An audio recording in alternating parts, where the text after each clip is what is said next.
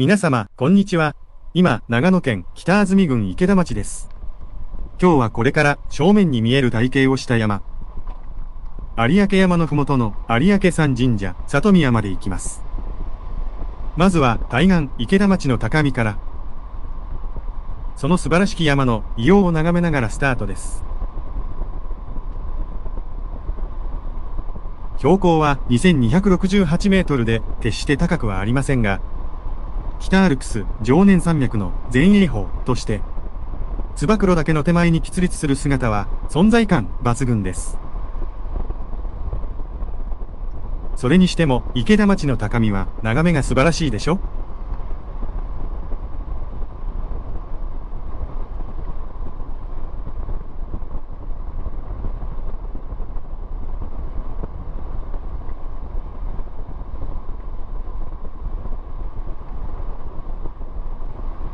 有明山左側の中房川の谷の奥は北アルプス表銀座、お天正横通しと続いて頭だけが見えるのが常念岳。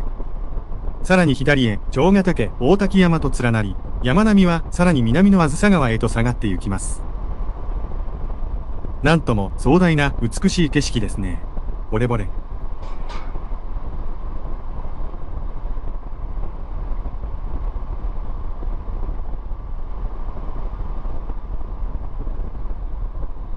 北の方角には後ろ立山連峰が並んでいます。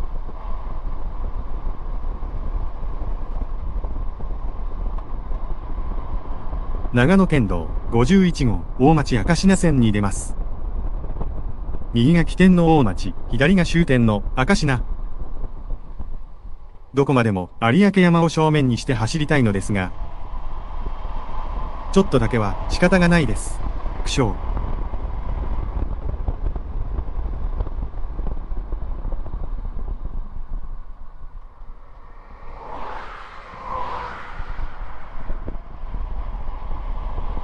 はい、また正面の画角に入りました。笑顔。正面も広い。そして北を向いてもこの広さ。後ろ立山も白馬の先まで見通せます。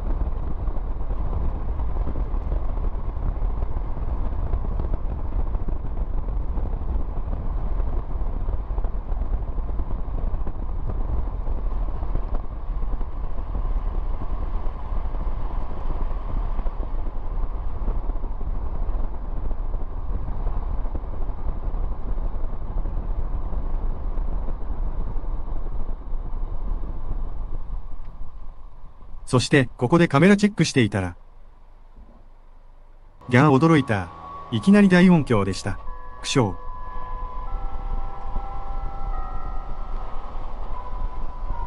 近くにスピーカーがあったのでしょう。急いで逃げるように遠ざかりました。それと音程が何か変だったですよ。苦笑。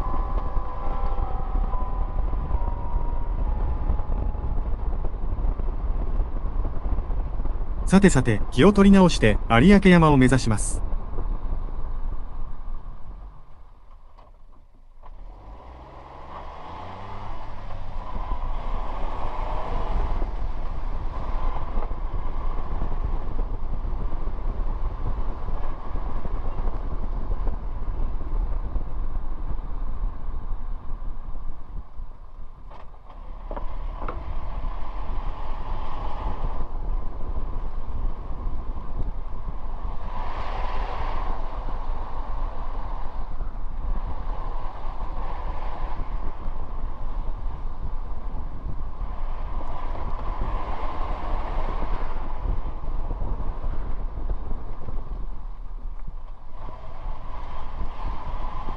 車の走ってるのが、県道329号。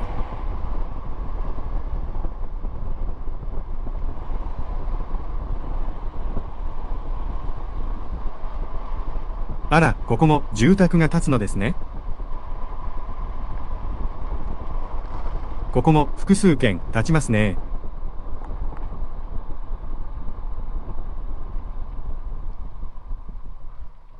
ここで右の県道に上がります。先ほど慌てて逃げて途中だったカメラチェック。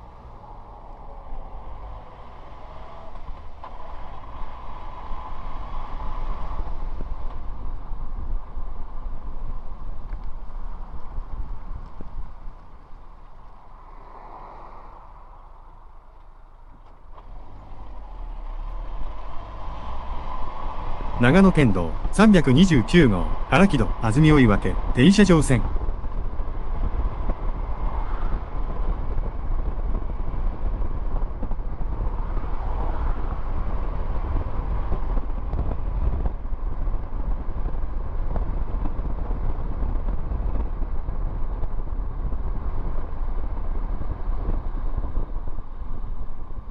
交差するのは北アルプスパノラマロード。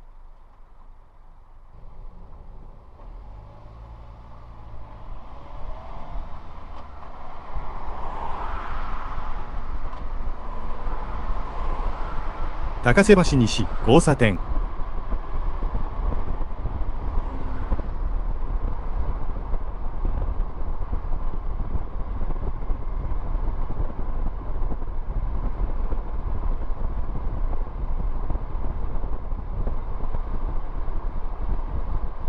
次の信号の左右が国道147号。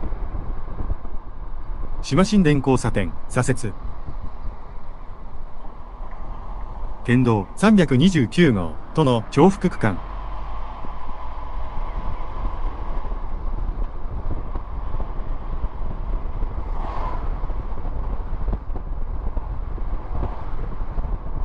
国道との重複区間はもうすぐ終わり。ここを右折すると JR 安住追分駅です。ちょっと駅に寄ってみます。ここが長野県道329号線の終点です。右奥に有明山。この駅って大昔大正時代私鉄だった時に最初名前がアルプス追分駅だったの知ってますか？その後数年で安住追分に改名されました。その後国有化され大井と南線になったのは昭和12年。追分の意味はもともとは築二街道の池田通りと松川通りの分岐点だったからです。さてまたわずかだけ国道を使います。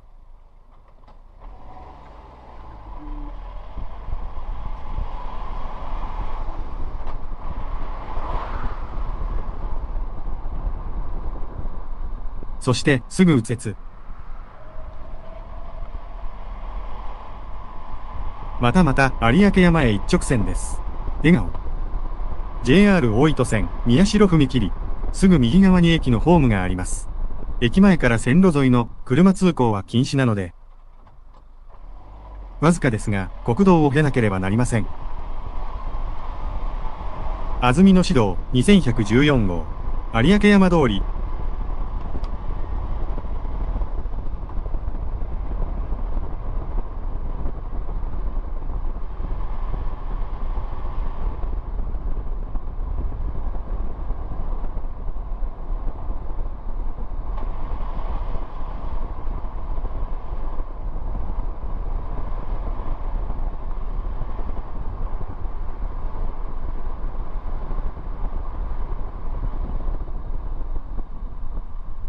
再度カメラチェック。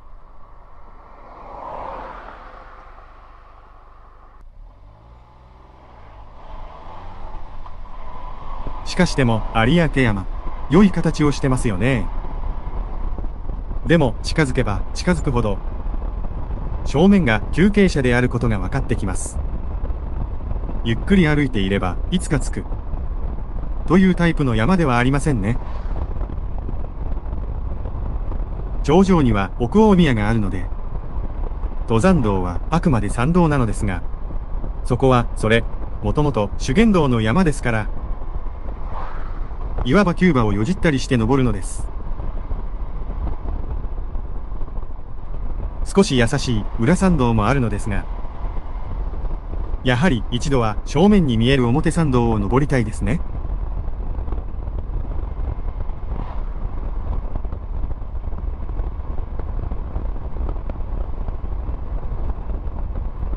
ずーっと有明山を見続けて走るってのもいいでしょ？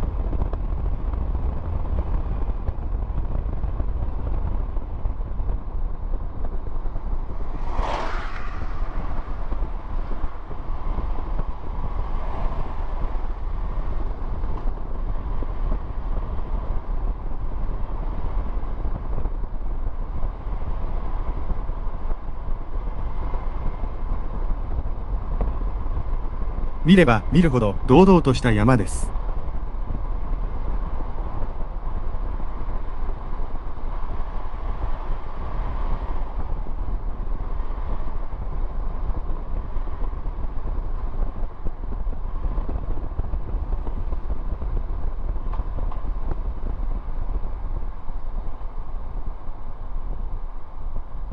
次の交差は市道2109号。古間屋交差点。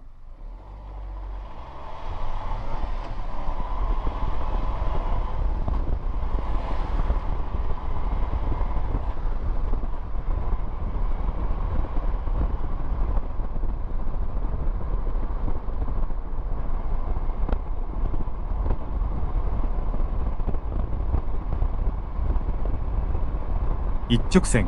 気持ちいいな。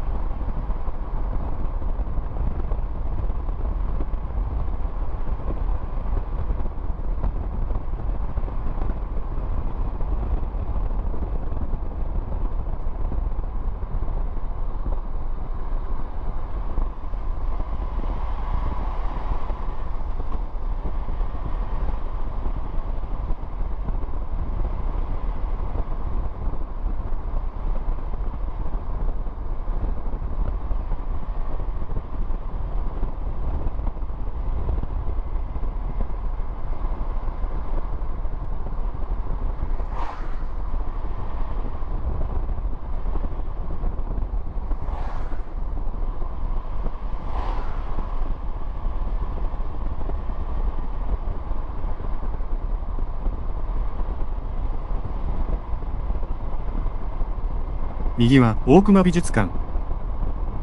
デンマーク陶磁器メーカー品のコレクションです。該当年限定で希少価値プレミア感を生み出す。綺麗なブランド食器ですから。大好きなご婦人が多いですよね。実際美しい。ただ20年前くらいからデンマーク産ではなくなったので、それ以前の品物に一層のプレミア感が苦笑。屋外派の私は似合わないねと言われそうです。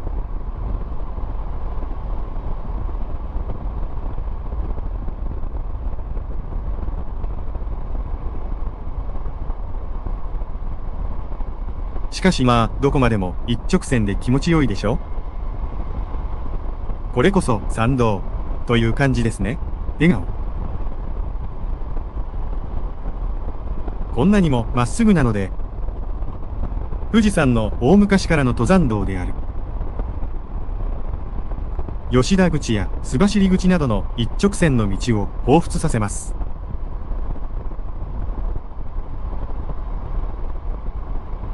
そしてここも地元の富士山です。信濃富士、安住富士、有明富士、どれでも OK です。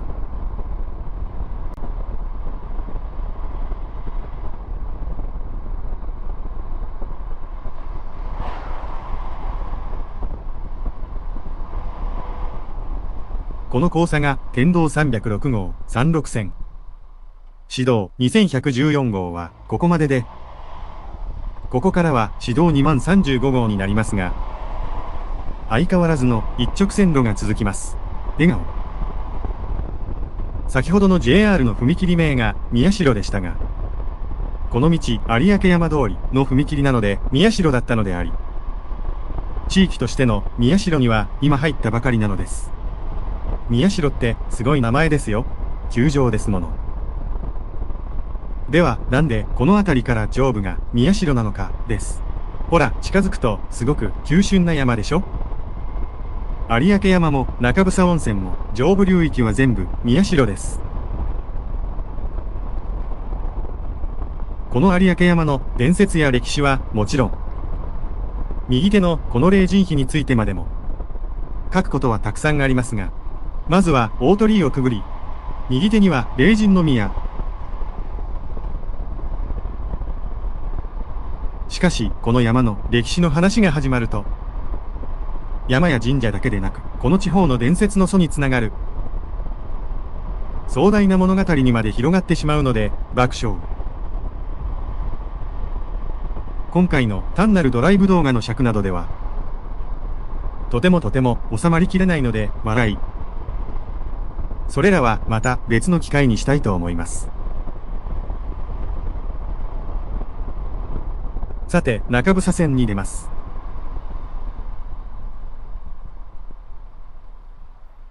右折します。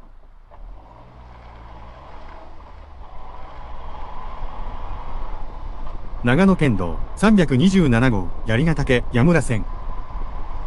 この矢村線の矢村というのも伝説の名前です。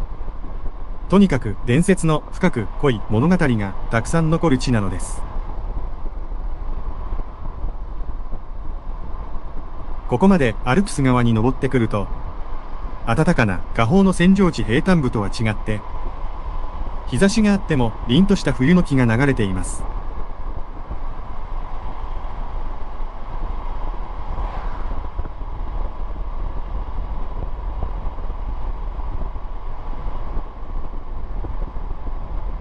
神社駐車場の入り口が見えました。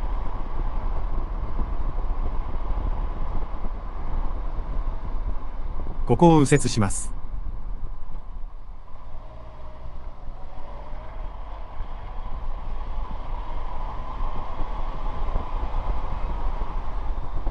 この左側が登山者用の駐車場。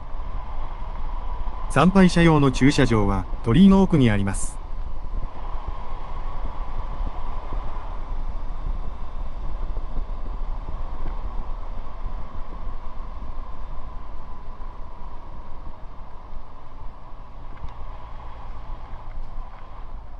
正面の参道です。そしてここに止めました。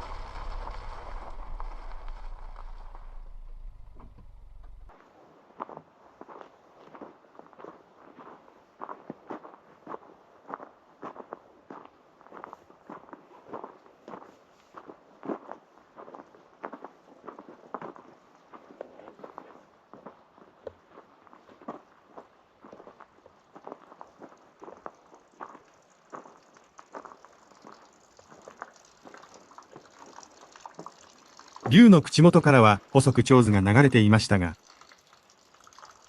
水盤はカチンカチンに凍っていました。今の手水社とこの随神門が市の指定有形文化財。日光の陽明門になぞらえて別名は有名門。立川流の彫刻で埋め尽くされています。見事。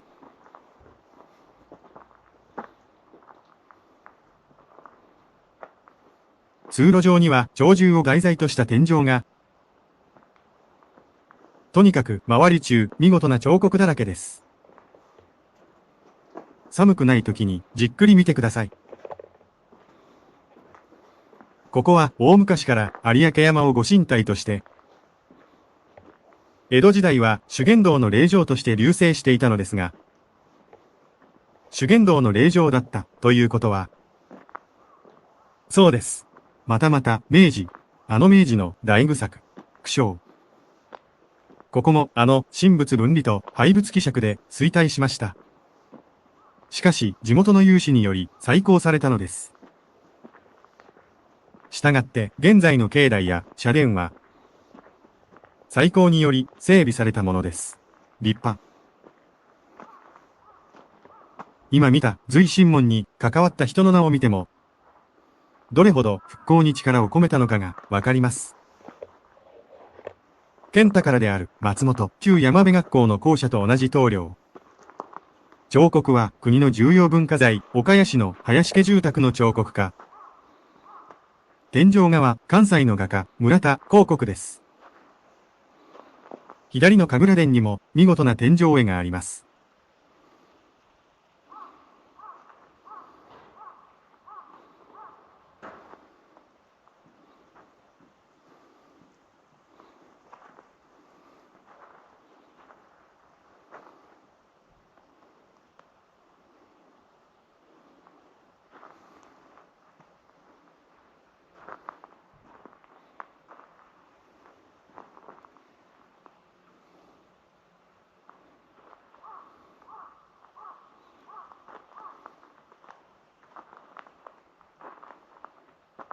お参りさせていただき、すがすがしい気分になれました。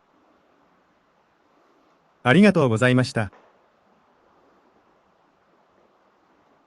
さて、これ、どこかで見たことあるぞと思いませんか？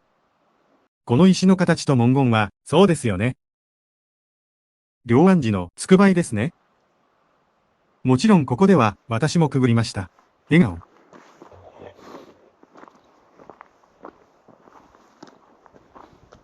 それにしても、この門の彫刻は見事です。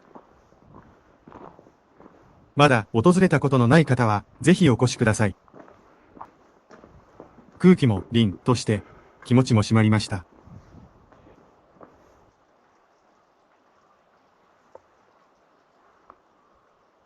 動画をご覧くださった皆様もありがとうございました。